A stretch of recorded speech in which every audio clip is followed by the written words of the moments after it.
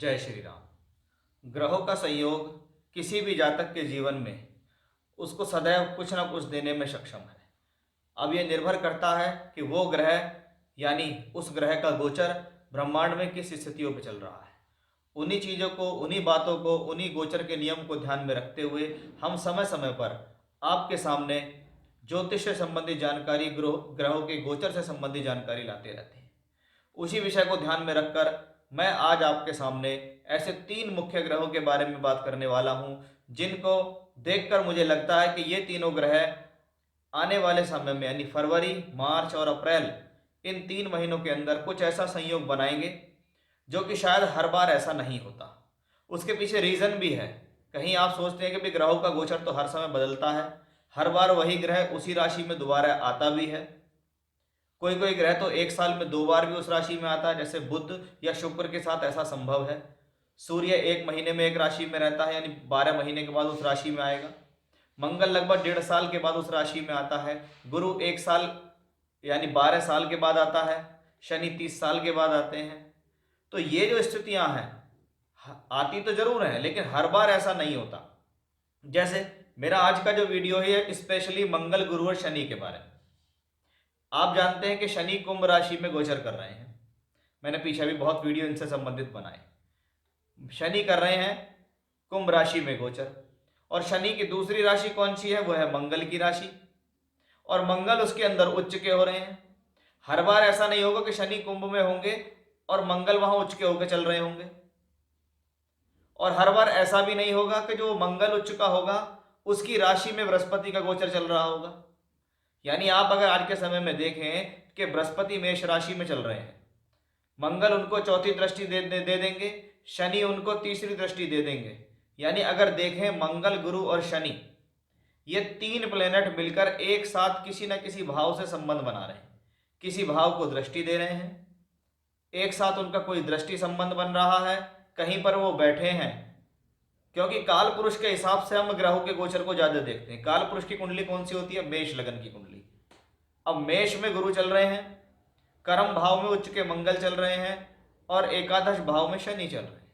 अब इन्हीं परिस्थितियों को ध्यान में रखते हुए कि मंगल हिम्मत, जोश और साहस का कारक है, गुरु धन का कारक है, भाग्य का कारक है, संतान, शिक्षा, विद्या, पदोन्नति, जीवन में तरक्की, और शनि क्या है? यश, मान सम्मान, कीर्ति, प्रसिद्धि, आपके कर्मों का कारक है शनि।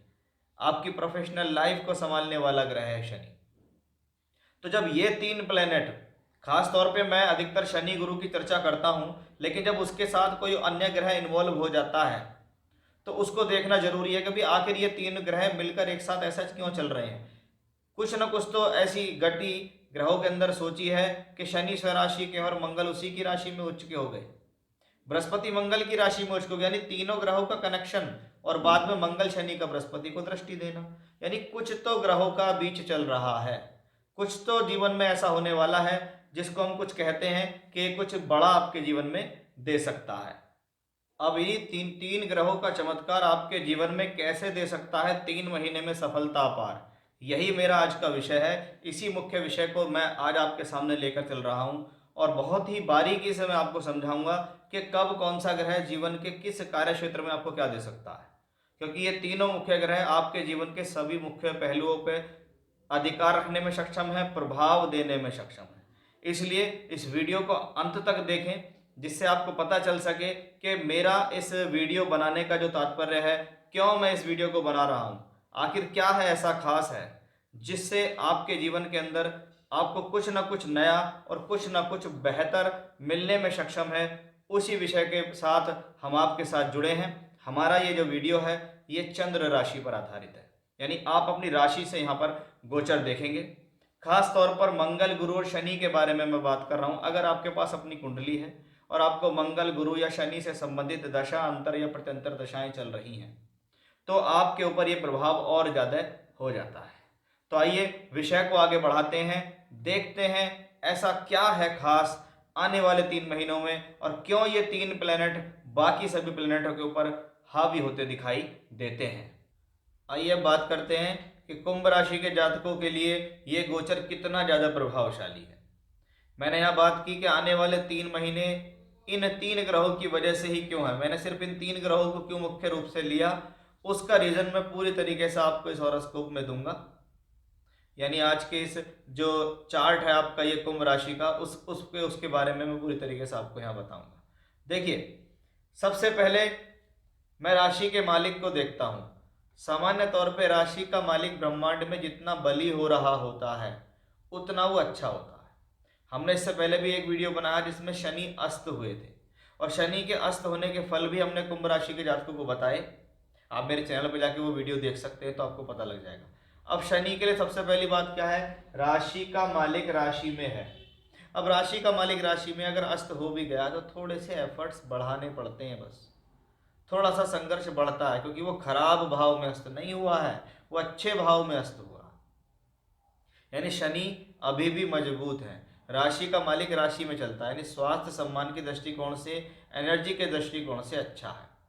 यही शनि यहाँ से बैठकर 7th हाउस को देखता है, और 7th लॉर्ड सूर्य भी यहाँ होंगे। इस दौरान अगर शुरुआत देखी जाए तो फरवरी मार्च ये जो महीने हैं इसमें पद प्राप्ति या विवाह वैवाहिक संबंध बनने के अच्छे चांस बनेंगे। शनि देख रहे हैं दशम भाव को। दशम भाव क्या है, कर्म और कार्य क्षेत्र का, कि मैं लगातार अपनी प्रोफेशनल लाइफ को आगे बढ़ाने के लिए मेहनत कर रहा हूं, क्योंकि शनि आपसे मेहनत करा रहे हैं। अब इन 3 प्लैनेटों के कारण एक भाव सबसे ज्यादा बली होता है, जिसको मैं कहूँगा बहुत मोटे रूप से ज्योतिष जानते हो तो ये सीखिए।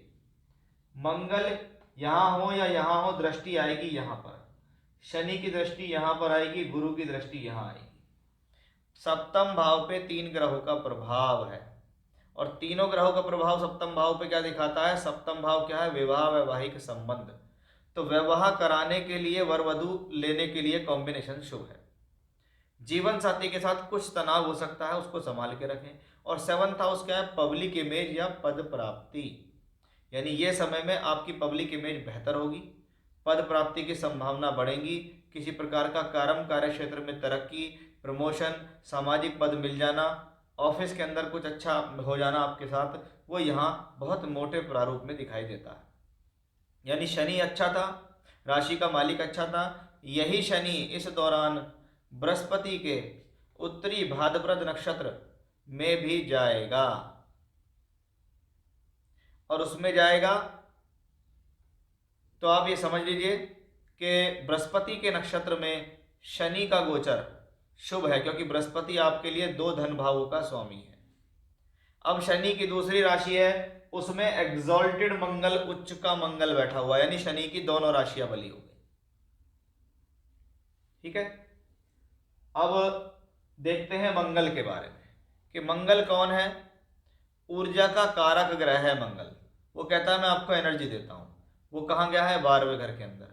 तो वो मंगल कहता है कि भाई मेरे पास एनर्जी है। वो मंगल नुकसान और खर्च का भाव भी 12वां घर कहलाता है। तो वो मंगल वहाँ कहता है कि 12वें घर में अगर मैं हूँ तो इस दौरान अपनी एनर्जी को व्यर्थ में खर्च ना करें, बिना वजह के कामों में खर्च ना करें। इस बात का विशेष रूप से ध्यान आपको देना होगा। अब मंगल तीसरे घर का मालिक होकर तीसरे घर को देखता है। इस दौरान आप अपने आप पर बहुत ज़्यादा ध्यान देना शुरू करेंगे। ये समय में कभी कभी क्या व्यक्ति क्या होता है, कुछ स्पोर्ट्स ज्वाइन कर लेता है, कोई खेल ज्वाइन कर लेता है, या जिम चला जाता है, या योगा सीखना शुरू कर देता है। यानी अपने लिए कुछ करना और अपनी लाइफस्टाइल को बेहतर करना मंगल दिखाता है तीसरे घर को दृष्टि देकर। अब यही मंगल क्या है, 10th लॉर्ड है, दशम का मालिक 12वें घर में उच्च है। यानी कहीं ना कहीं आपकी प्रोफेशनल लाइफ बाहर से जुड़ती दिखती है। या तो आप बाहर जा रहे हो, विदेश गए, घर से बहुत दूर गए, दूर की यात्रा करी, या दूर के लोगों से संबंध बना, एमएनसी कंपनी से संबंधित जुड़ के काम करा, विदेश के लोगों ने आपने से ऑनलाइन संपर्क किया, उनसे जुड़ के काम किया। लेकिन ये चीज क्लियरली इस बात को दर्शा रही है कि मंगल का 12वें घर में एग्जॉल्टेड होना खराब नहीं है। 17 मार्च को मंगल का राशि परिवर्तन होता है और वो यहाँ आएंगे शनि के साथ। अब बनेगा एक बहुत सुंदर राजयोग कि दशम का मालिक राशि में है और राशि का मालिक यहाँ, इसे कहते हैं शनि मंगल का राजयोग। और इससे बड़ा ज्योतिष शास्त्र में शायद ही कोई राजयोग होता होगा कि जब राशि का मालिक यानी लगन का मालिक और दशम का मालिक एक साथ केंद्र त्रिकोण में बैठे, राशि परिवर्तन करके बैठे, तो ये सबसे बली राजयोगों में आता है। और जब सबसे बली राजयोग है तो कहीं ना कहीं कर्म बढ़ रहा है, आपका कार्य क्षेत्र विकसित हो रहा है, आपकी प्रोफेशनल लाइफ स्ट्रांग हो रही है, आपको अपॉर्चुनिटीज मिल रही है। इसे कहते हैं इस दौरान मुझे अच्छी नौकरी मिली, मेरा व्यापार बढ़ा, मेरी अपॉर्चुनिटीज बढ़ी, मैंने उन पे मेहनत की, मुझे उसमें सफलता मिली। क्योंकि जब मंगल यहाँ आएंगे तो शनि मंगल की युति बनेगी, सप्तम भाव पे जाएगी, पद प्राप्ति के लिए शुभ है। लेकिन वैवाहिक संबंधों का ध्यान रखें, अपने पे धैर्य रखें, क्रोध ना करें, जल्दबाज ना बने। तो वो एक अच्छी स्थितियां हमें यहाँ से बिल्कुल क्लियरली दिखाई देती हैं, मंगल से भी शनि से भी। अब तीसरा सबसे मुख्य ग्रह बृहस्पति। अब इस बृहस्पति को मुख्य क्यों कहते हैं, सुनिए। बृहस्पति तीसरे घर में है, मित्र मंगल की राशि में है, उच्च का मंगल इसे देखता है। शनि राशि के मालिक होकर भी इसे देखते हैं। बृहस्पति के ऊपर शनि और मंगल जैसे ग्रहों का फल बृहस्पति के बल को बढ़ाता है। अब बृहस्पति का बल क्या है, बृहस्पति डबल धनयोग का प्लेनेट है, एकादश और दूसरे भाव का 11वां घर इनकम का, हमने जो मेहनत की उससे हमें जो प्राप्त हुआ वो 11वां घर, और हमने जो पैसा कमा के इकट्ठा करा वो दूसरा घर। तो 11वां घर और दूसरा घर इन दोनों का मालिक बृहस्पति शनि मंगल से दृष्ट और वापस ये बृहस्पति 11th को देखता है। यानी बृहस्पति यहाँ एक दोहरे धनयोग की भूमिका निभाते हैं। ये बृहस्पति इस दौरान योग कारक शुक्र के भरणी नक्षत्र में गोचर करेंगे। शुक्र कौन है, योग कारक है। बृहस्पति कहाँ देखता है, भाग्य स्थान को। भाग्य स्थान में कौन है, शुक्र की राशि पड़ी हुई है।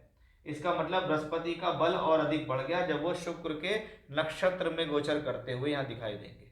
यानी बृहस्पति के ऊपर पूर्ण रूप से बल है कि मंगल ने शनि को बल दिया, शनि ने मंगल को बल दिया, बृहस्पति को बल मंगल ने दिया, बृहस्पति को बल शनि ने दिया। यानी तीनों प्लेनेट एक दूसरे के पूरक हो गए, और जब पूरक हो गए तो स्ट्रेंथ बढ़ गई।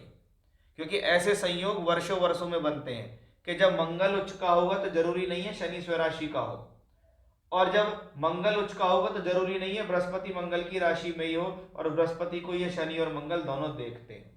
इसीलिए मैंने इन सिर्फ 3 प्लेनेटों को लिया है कि अगर ये 3 प्लेनेट ही बली हैं तो आपके सब काम होते दिखाई आपको देंगे। यानी कुंभ राशि के जातकों के लिए बहुत ही खास हैं ये 3 महीने, फरवरी, मार्च और अप्रैल, जिसको मैंने बहुत ही डिटेल्स के तौर पे आपको बताया है। जय श्री राम।